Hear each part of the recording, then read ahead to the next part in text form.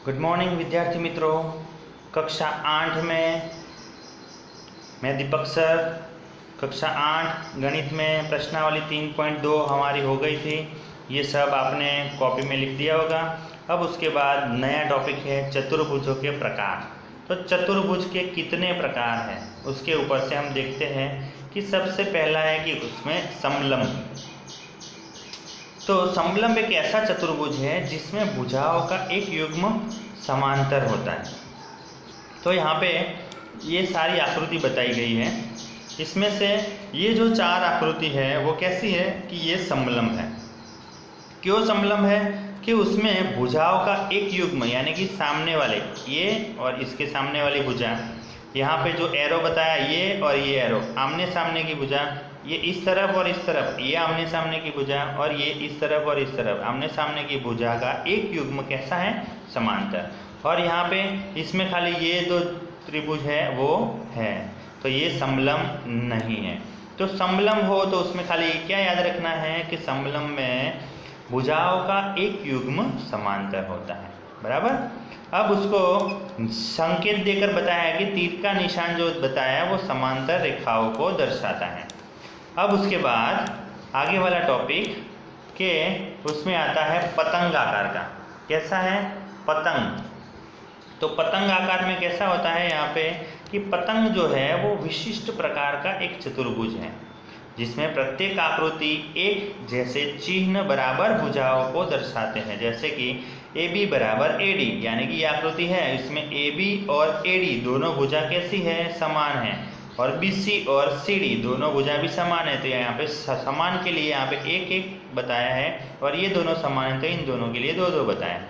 यहाँ पर भी ऐसा है, इधर भी ऐसा है। यहाँ पर भी देखो, इधर भी और इधर भी, यानी कि यहाँ पे सभी जो एक समान भुजा होगी तो उनके लिए हमको ऐसे भुजाओं का माप बताया होगा, 1-1 लाइन या फिर 2-2 लाइन। तो यहाँ पे जो पतंग है उसमें एक पतंग में 4 भुजाएं होती हैं, यानी कि वो कैसा होता है, एक चतुर्भुज होता है। और इसमें अलग अलग आसन्न भुजाओं के 2 युग्म होते हैं जिनकी लंबाई बराबर होती है। तो क्या ये वर्ग एक पतंग है? तो ऐसे भी हम कह सकते हैं कि जो वर्ग होता है वो एक पतंग भी उसको कह सकते हैं। अब है तीसरा समांतर चतुर्भुज। तो समांतर चतुर्भुज एक चतुर्भुज ही है, जैसा कि हम नाम संकेत द्वारा भी उसके संबंध दर्शाते हैं कि यहाँ पे ABCD दिया है तो यहाँ पे AB और CD दोनों कैसे होते हैं, समांतर होते हैं। और AD और CB वो भी दोनों एक दूसरे के समांतर होते हैं।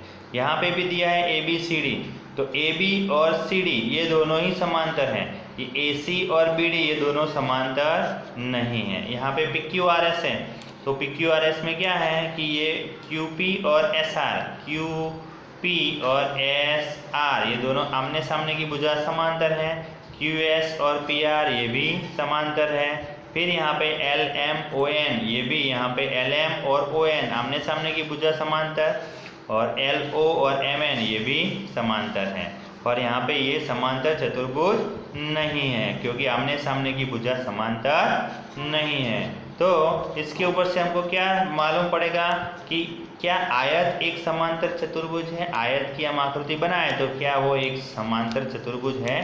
तो आयत में क्या होता है कि उसकी आमने सामने की भुजाएं समांतर होती हैं। फिर समांतर चतुर्भुज एक चतुर्भुज होता है जिसकी सम्मुख भुजाएं समांतर होती हैं। सम्मुख यानी कि आमने सामने की भुजा। अब समांतर चतुर्भुज के अवयव देखते हैं कि उसमें कौन कौन से अवयव होते हैं। यहाँ पे हमको समांतर चतुर्भुज आकृति में दर्शाया हुआ है। तो एक समांतर चतुर्भुज में 4 भुजाएं और 4 कोण होते हैं। क्या होती है? 4 भुजा है और 4 कोण होते हैं। इनमें से कुछ बराबर माप के होते हैं, तो इनको हम याद रखना हो तो उसको एक समांतर चतुर्भुज ABCD दिया है, बाजू की आकृति में दिया है। अब AB और DC वो क्या हुई, इसकी सम्मुख भुजाएं यानी कि आमने सामने की भुजाएं। और AD और BC वो भी क्या हुई, वो भी सम्मुख भुजा का दूसरा युग्म बनाता है। यहाँ पे कोण A और कोण C, A वाला कोण और ये C वाला कोण दोनों क्या हुए, वो सम्मुख कोण यानी कि वो दोनों आमने सामने के कोण हुए। और बी और डी जो है वो भी सम्मुख कोण का दूसरा युग्म हुआ, बराबर।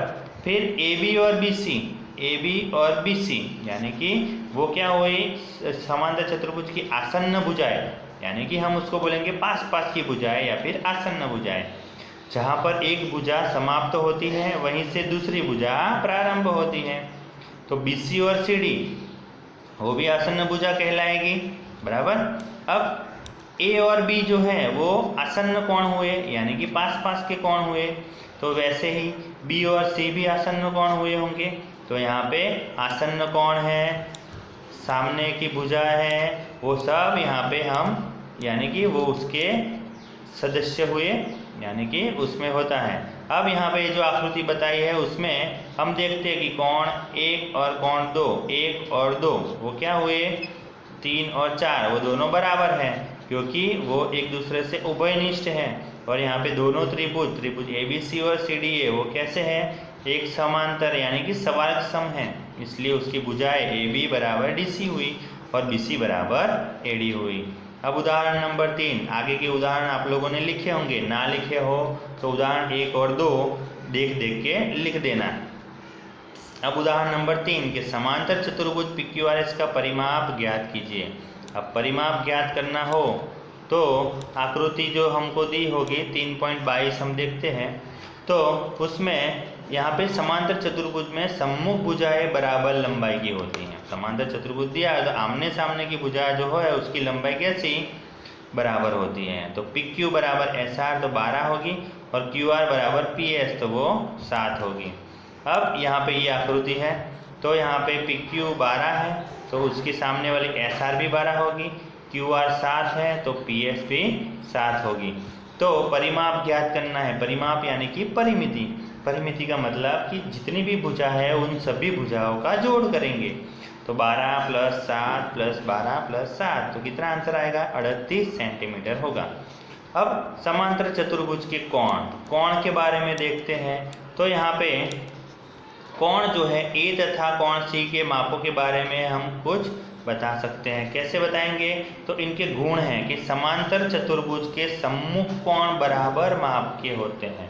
सम्मुख कोण यानी कि उसके आमने सामने के कोण, जैसे कि हमको यहाँ पे आकृति में दिया है कि कोण ए और कोण सी, कोण डी और कोण बी, ये आमने सामने के कोण हुए, वो दोनों कैसे होंगे, एक समान होते हैं, बराबर। तो उसके ऊपर से हमको उदाहरण नंबर 4 दिया हुआ है। तो उदाहरण 4 जो आकृति है 3.26 उसमें BEST एक समांतर चतुर्भुज है जिसमें x, y, z के मान ज्ञात कीजिए, बराबर। तो बिंदु S बिंदु B के विपरीत है। बिंदु S और B वो आमने सामने है और T और E भी आमने सामने है, बराबर। यहाँ पे x बराबर 100, x जो है वो आमने सामने है यानी कि सम्मुख कोण समान होते हैं। तो ये B 100 का है तो उसके सामने वाला S यानी कि x कितने का होगा, 100 का ही होगा, यानी कि x बराबर 100 होगा। अब y जो है वो भी 100 का हुआ। y कहाँ पर है, ये y, यानी कि ये जो है इन दोनों के संगत कोण का माप हुआ। ये उल्टा z यहाँ पे बनता है तो y भी कितने का हुआ, 100 का हुआ। तो y 100 का है तो z कितने का होगा, 180 में से 100 जाएगा तो बचेगा 80। तो उसके ऊपर से हमको ये रैखिक युग्म के कोण बनते हैं।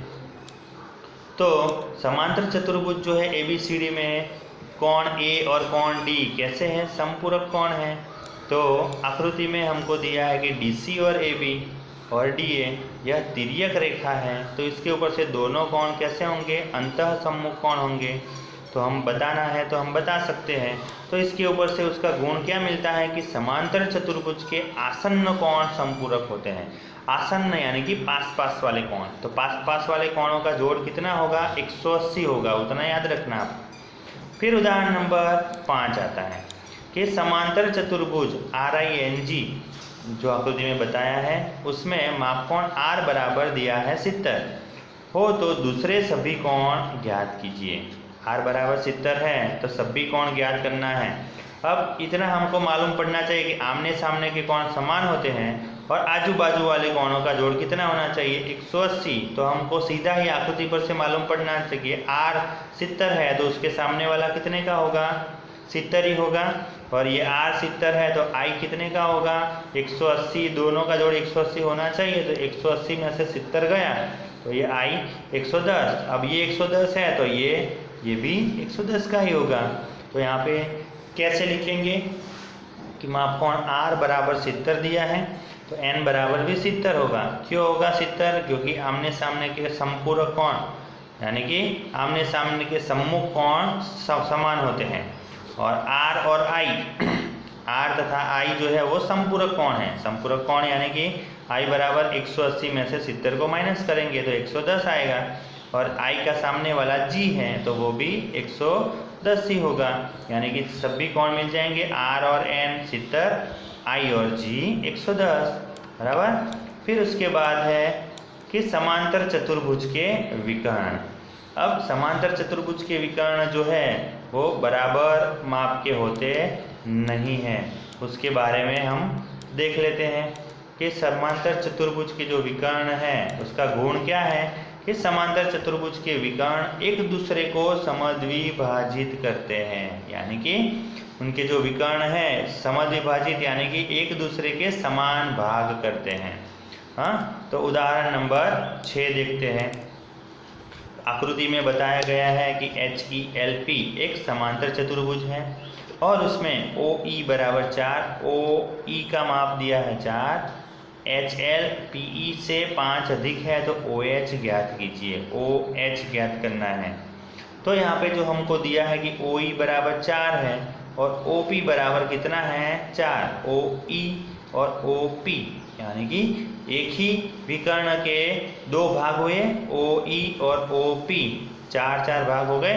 तो यहाँ पे PE बराबर क्या होगा, पूरा माप PE बराबर 8 होगा।